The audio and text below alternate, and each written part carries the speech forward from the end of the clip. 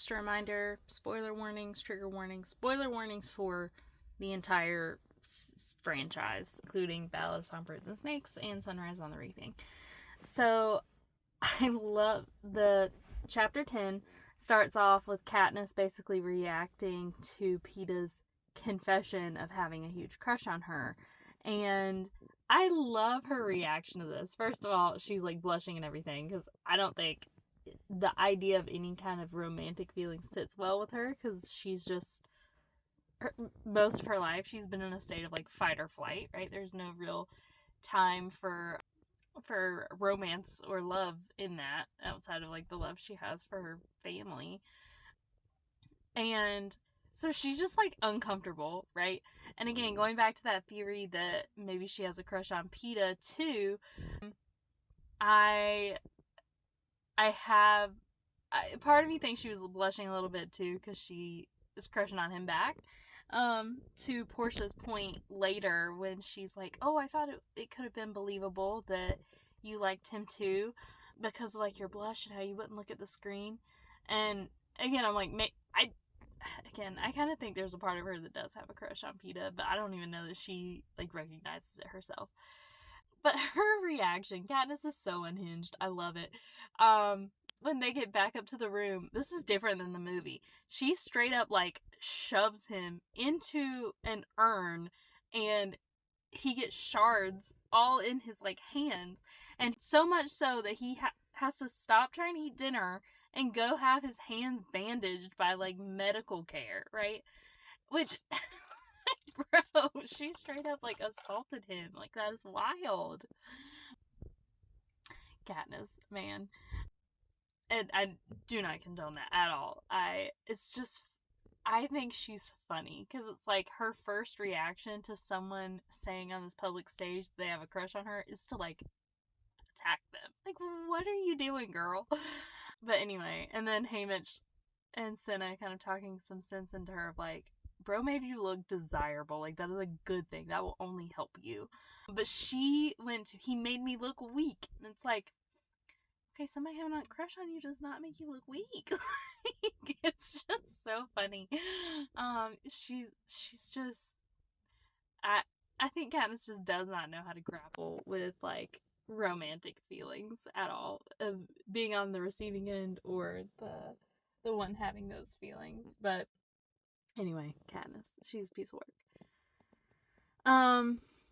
So I just love that whole moment. And I love that Katniss and Peeta both felt like they had to go up to the roof, like, separately. I feel like that just kind of shows, in some ways, how similar they are of just, like, trying to process, and that felt like it could be, like, a place of solace for them.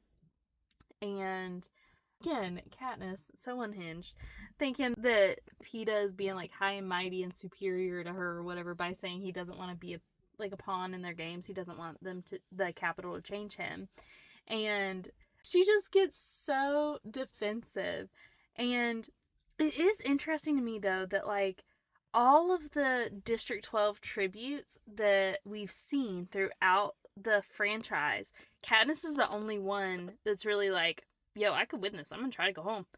Because, you know, Haymitch was very much like Peeta, of I just want to go out with a bang and I want to, you know, kind of write my own narrative. But Katniss isn't. She's like, how do I survive? And, you know, Lucy Gray too was very much like, I have no chance of winning this. And Snow was very much trying to be like, let's try to put on a good show, get you some sponsors, like, we'll do what we can. But like nobody thought they actually could.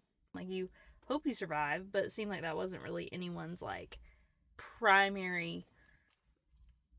There wasn't a lot of hope in that, but I think Katniss actually like sees some hope in this. So love that whole interaction. And again, she's just so defensive. And it's like, bro wasn't even saying that you were wrong to try to survive. He's just saying that he doesn't think he has any chance of surviving. So, like, let me go out on my own terms. He even said he would still fight and try to not go down without a fight. But I don't know. I think that's just her own insecurity about it, right? Like, now she's almost feeling some shame of, I should be thinking about this more deeply instead of just trying to make it out alive. But I know I have more thoughts on the ending. But I gotta go. Also with chapter 10, I just love Katniss and Cinna's relationship. I've talked about this before, but I really think he was the one that actually sold her on Peeta's confession being a good thing. Because I just don't think she would have heard it from Haymitch alone. And then I also love when she's like getting ready. One, I feel like the stylist is unnecessary when the tributes are going into the arena. I don't really know what the point of that is. I think it's nice for the tributes to have someone, but I just don't really buy that the Capitol is doing something just to be nice. They have to have their own agenda in this. So I don't really get that. That feels kind of like a plot hole, but I don't know. If you have thoughts, let me know. But I love that Cinna was there, and he's just so kind and trying to be gentle with Katniss. Like, he just kind of lets her be quiet for a bit, and then he's like, do you want to talk? And then when she just, like, holds out her hand, he just takes it.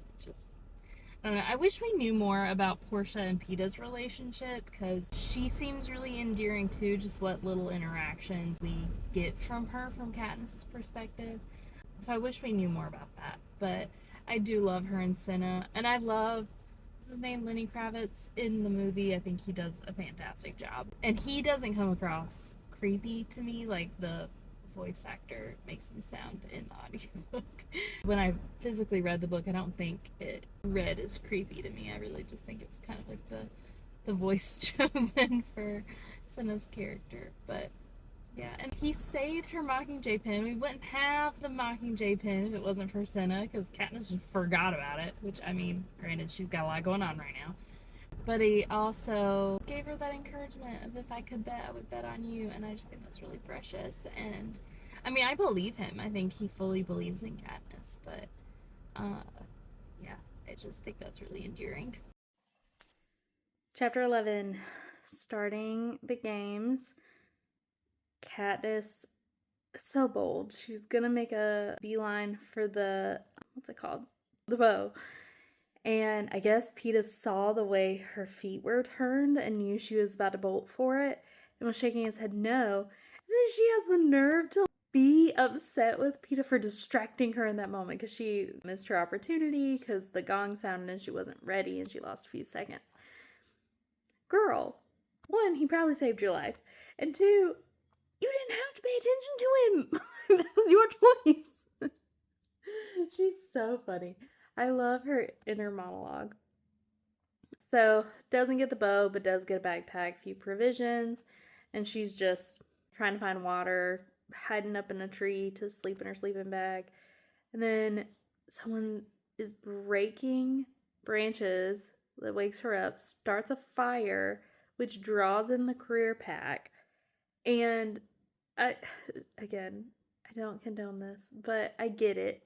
Her basically trying to plot this person's demise because what did she say? Like, a stupid person is a dangerous person or something like that. Because she's like, yeah, you're going to draw people to me.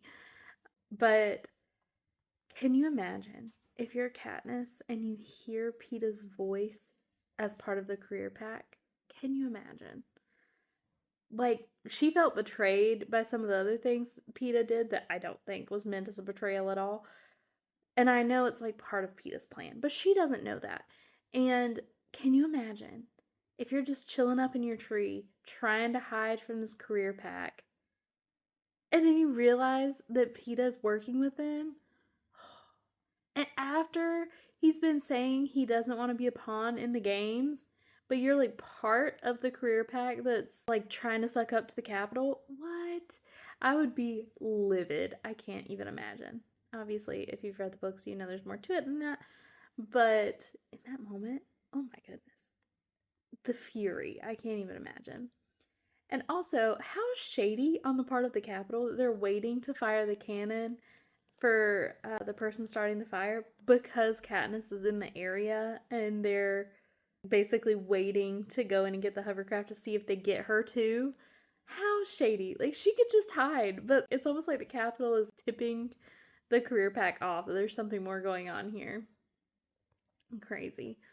That always is just flabbergasting to me. Like, you just shoot the cannon. Like, they don't have to know there's somebody else in the area that they have an opportunity to get.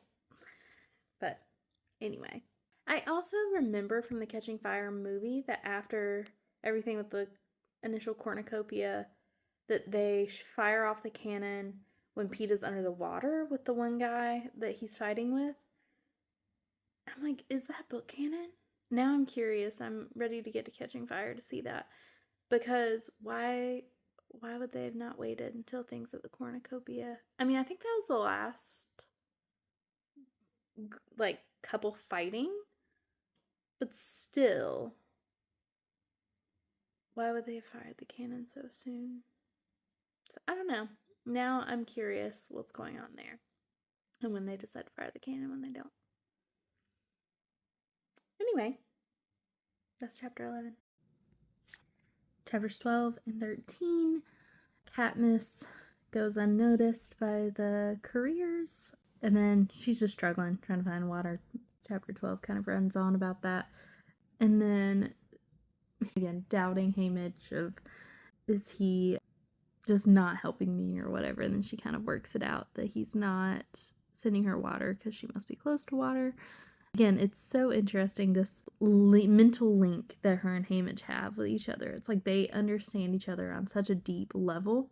They're like, he knew she would work that out. And she ends up questioning it when she still takes some time to find water. But, you know, it's just this back and forth of her interpreting Haymitch's actions or his lack of actions, and him still able to communicate with her through the actions that he chooses, and then the lack of action.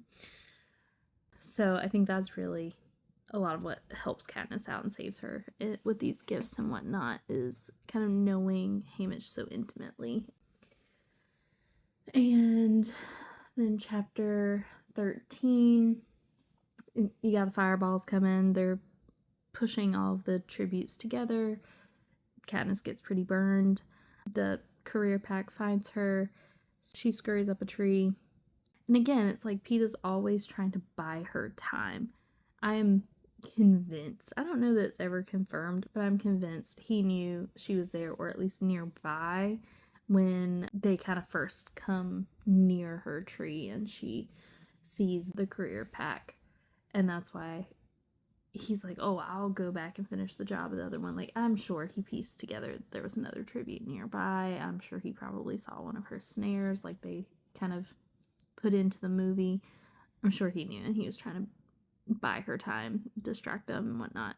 And I think the same thing now. He's like, just leave her till morning. He's trying to buy her time, trying to help her figure out a way to get away. I'm sure the whole not meeting her eyes is him trying to like puzzle out like how he can help get her out of this situation. And then Rue shows up. Everyone loves Rue. She's really the one that kind of helps Katniss out of this bind. Yeah. Okay, chapter 14. Rue is the envious Pete there is, given Katniss the hint to use the tracker jackers, and Haymitch coming through with the medication so that her body was in a okay enough state to even attempt feat of knocking the tracker jackers down to everyone else. And of course, it would be the one with the bow and arrow that is laying lifeless right in front of Katniss. That one felt a little on the nose to me, because it's like, okay, like, of course we knew she had to get a bow at some point, but that really, it's not like she was the one from District 4 that kind of ran off and Katniss hunted her down. I don't know, it just felt on the nose, but it's fine. We needed our girl to have a bow and arrow. Also, I think this is in the previous chapter when they're like shooting at her with the bow, and Katniss is like, it's clear that Glimmer has no idea how to use this. Like, that feels a little bit like a plot hole to me, because if she's from District, I think she was District 1 or 2. I'm pretty sure it was 1, because, yeah, District 1. if she's a career, then she's got to have like a signature weapon. She's been trained on how to do this since she was young. Did they just not provide that weapon in the arena this year? Like, why was she using a bow if that wasn't what she was like the most proficient in? You know what I'm saying? That seemed odd. But anyway, so Katniss gets her bow in her delirious state, and then I mean she's tripping, right? Like she doesn't know what's real and what's not. But she hears more of the what she assumes to be the career pack coming back after her, and it's Peeta with his spear raised, like he was about to like do something. And I can only imagine that had to have been he was prepping to take out like Glimmer or the District 4 person, like someone in the career pack that he was trying to finish off, and was surprised when he saw it being Katniss, because he's like, why didn't you run away? Which, I mean, yeah, but I don't think he realizes how much she was stung and how she is not doing so hot. But that also makes me wonder how him and Kato had enough left in them after being stung multiple times to even be able to come back and assess the situation. I can only imagine that it's because maybe they're a little bit bigger, maybe they weigh a little bit more, have been better fed, that the poison didn't hit them as fast as maybe Katniss, but I don't know, that's just a guess. Oh, and I love that she sees Rue jumping from tree to tree, and they kind of give us a hint of that in the movie, where that you see Rue kind of hanging from the rafters, like messing with Kato's knife or whatever. But yeah, I love that kind of reveal in the books. But yeah, and Peeta, the chapter ends with Peeta just coming in clutch, saving Katniss once again. And girl can save herself in a lot of scenarios, but I think it goes back to everybody needs help and nobody wins the games alone. And you kind of see that with like Haymitch's story arc as well, and Lucy Gray. If everyone was left to their own devices, there was no sponsor impact, no allying, then the ones that won the Hunger Games that we know about wouldn't have won, you know. So I do think Katniss is very capable of taking care of herself, but everybody needs a hand, and Peeta is all the time trying to lift a hand down for Katniss because he cares for her, and that's kind of his mission. But it's just funny when you start tallying up the score of the number of times Peeta's like covered for her or you know, gotten her out of a jam. It's pretty crazy. But she also helps save Peeta too in the same, and catching fire, and you know, they save each other. And I think, isn't that what she says in Mockingjay? Is like, that's what we do. We protect each other, or we look out for each other or something. But anyway, that's probably plenty on chapter 14. For chapter 15, Katniss is waking up from her daze from the Tracker Jacker venom. I think I forgot to mention this when I was talking about chapter 14, but I love that the book explains a little bit better why the Tracker Jackers weren't super active, because they're kind of described as being pretty aggressive, but in the movie she's just like sawing at it, and she gets stung once or twice, but it's not, I don't know, it's like, okay, they're clearly feeling these vibrations, why aren't they actually like going after her, like swarming her? But the book explains that, you know, it's probably from the smoke from all the fire, that's a way to sedate the Tracker Jackers. So I just love those little details that we get in the books. But back to chapter 15. So Katniss wakes up, and again in the movie it kind of makes it sound like Rue was kind of taking care of her and changing out the leaves that she was putting on the spots that were stung. But the books kind of make it sound like maybe Rue kind of was monitoring the situation, Katniss and the careers, but Rue's not really apparent when Katniss wakes up, and it sounds, to me it's worded like Rue doesn't help her out with the leaves until they're actually allies. Katniss has extended that offer when she sees her kind of following her in the woods. But it does make me wonder why Rue helped her like that, because she seemed almost surprised when Katniss is like, you know, we could be allies, or the careers aren't the only ones that can form allyships. And Rue was like, really? And that again, it's like, why'd she help her if she was going to be so surprised about that? But I think she was just kind of drawn to Katniss, and I think kind of how Katniss felt about her, of like, I want her to survive, I want her to do well. Again, it's kind of us against the career pack as well. It also makes me wonder after Sunrise on the Reaping why the non-careers don't kind of gang up on the careers as well. I don't know why I don't know why they don't kind of form their own allyships more often.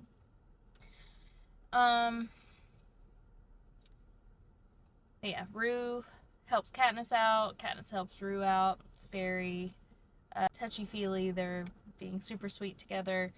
And again, Rue is just super endearing. They're exchanging information about their districts, and yeah, again, they make Rue really endearing. I think they do a good job of that in the movie too, but especially in the book, of just their little friendship, and that makes her fate all the more sad, I think. But yeah, chapter 15. Chapter 16 and 17. This one's tough. So 16 picks up with Katniss essentially trying to figure out a plan to kind of sabotage the careers so that they're on more equal footing, specifically thinking through a plan that involves like their food and removing their food source. So her and Rue devise a plan. Basically, Rue is gonna set fires that smoke a lot to pull the careers out, and then Katniss is gonna try to do something, burn up the food. She ends up blowing it up with the mines, which, I mean, quite clever. She really gotta thank Foxface for that one, though, because I don't know, it sounded like Homegirl was about to walk up towards the stash of food carefully, and she probably would have gotten blown sky high. So, but her seeing Foxface helped her kind of put the pieces together of what was going on. And it makes me wonder, I feel like Foxface had to have been watching the careers nearby, and that's how she kind of knew what was up and knew, like, where to step. But anyway, and then Katniss was gonna, cause something to happen with the food, and then her and Rue were gonna meet back up. Rue devised this little, like, note that they could whistle or, like, hum to the Mockingjays, and when the other person heard that, it would let them know, hey, I'm okay, I'm coming, I'm just like held up or whatever. Which I thought was a weird signal. I remember thinking this the first time I watched the movie too. Why wouldn't it be like a distress call, like a come help, come find me? Instead I'm okay, no need to worry. That seems, I don't know. That's not how I would do it, but to each their own. So Katniss loses her hearing when she blows the food and stuff, and she can't hear if there's been cannon fires or anything.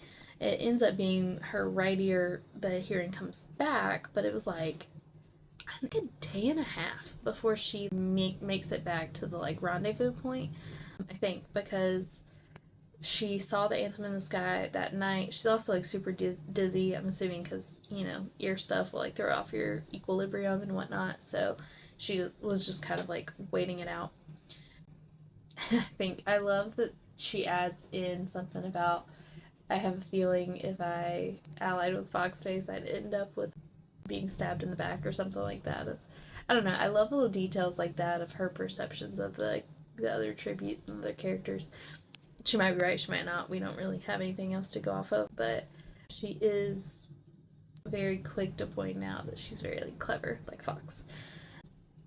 So anyway, when Katniss finally gets where she can walk and whatnot, she tries to meet up with Rue. She is basically just twiddling her thumbs, waiting around, thinking that Rue will be back soon. But again, I'm like, if you haven't heard the Mockingjay tune, then something's probably up, right? Because that meant I'm okay, I'm coming.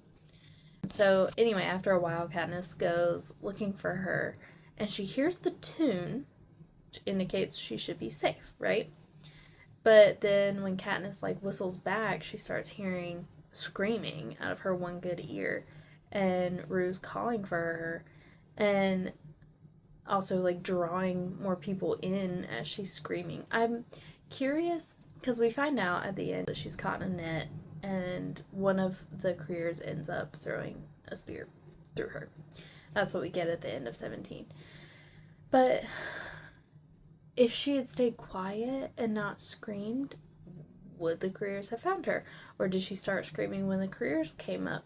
Like, I'm just so perplexed. And again, I think the signal should have been, if I whistle and you hear this sound, like, come help me, instead of just like her give, which I guess maybe that's what it morphed into when she was like caught and needed help. I don't know. And again, I don't know why Katniss wouldn't have tried to find her sooner if she hadn't heard the whistle, because the whistle meant everything's fine, I'm coming. So that whole scenario was weird, but I'm chalking it up to teenagers scared out of their minds, you know, probably not thinking through things the best. But I'm just curious, would Rue have made it if they had had the distress call tipping Katniss off a little bit sooner to come help her? And again, was Rue caught for like a day and a half? And then it wasn't until Katniss was close by that the careers came and found her? Because I'm assuming it was like the careers trap, I would imagine. But the third fire wasn't burned, so indicating that Rue never made it to the third one. So unless she was hiding for a while and then tried to come down to make it to the rendezvous point and then got trapped, but I think it's much more likely that she was stuck from the get-go, and that's what held her up from making it to the third fire. And then she's been chilling there.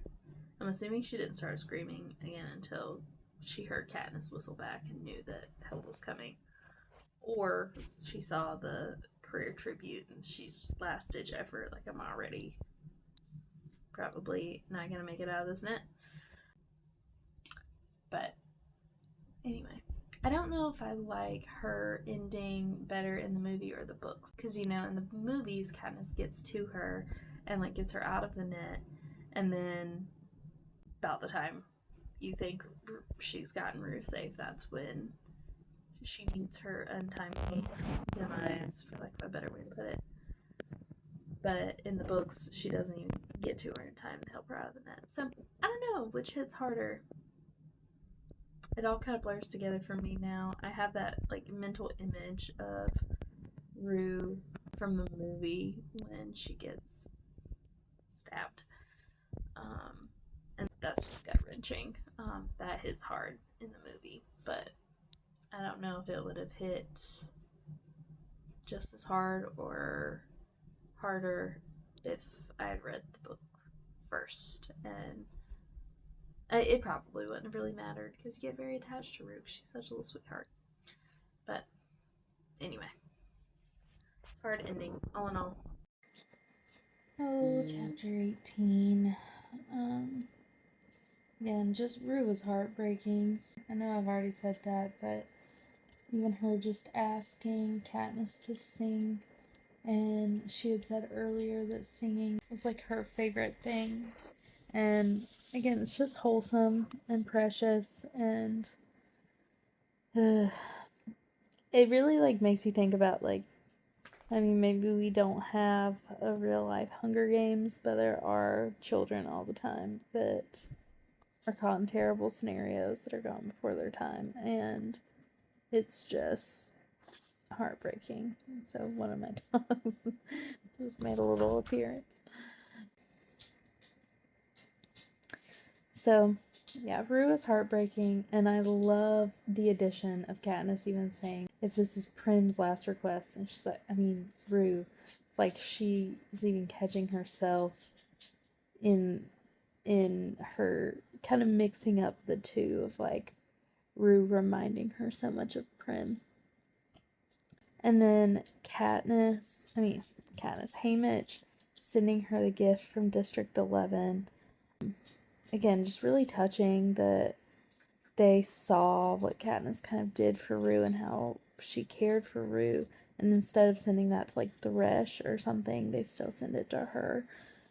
And it also really made me think about From Sunrise on the Reaping, how Mags was sending stuff that after, I don't remember exactly who, but I remember when someone passed, Mags sent Haymitch the stew or something that was like from the district.